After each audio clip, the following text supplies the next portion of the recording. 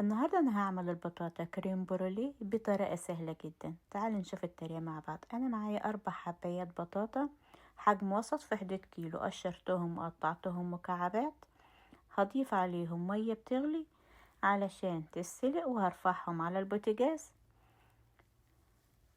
البطاطا تتسلق. أنا هستخدم الخلاط. 6 صفار بيض، هضيف عليهم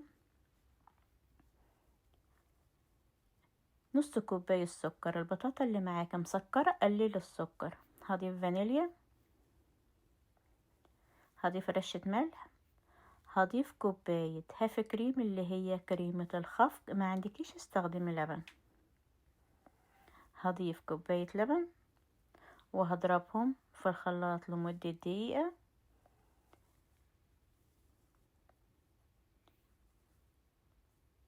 هنزل على الخليط بنص كمية البطاطا، والنص التاني انا ههرسه بهراسة البطاطس. الصينية اللي انا هستخدمها انا دهنتها زيت.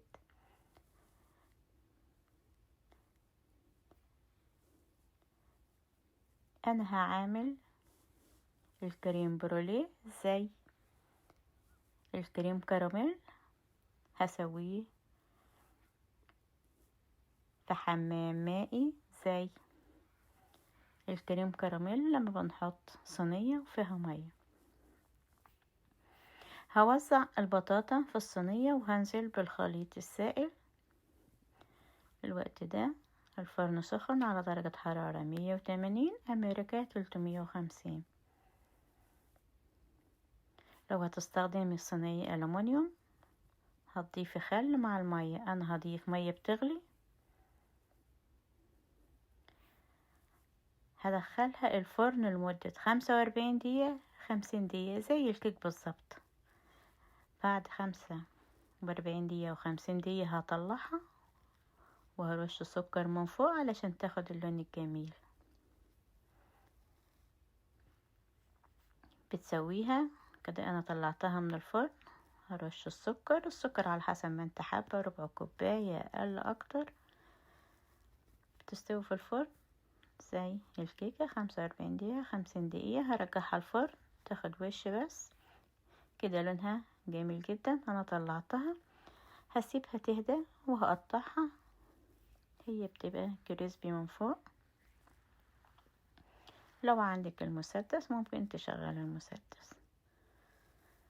شايفة جميلة جدا. تهدى هقطعها، بتبقى سهلة في التقطيع. شايفة الجمال، طعمها جميل جدا، طعمها روعة. شايفة الجمال ولا أروع، مفيش أجمل ولا أروع من كده.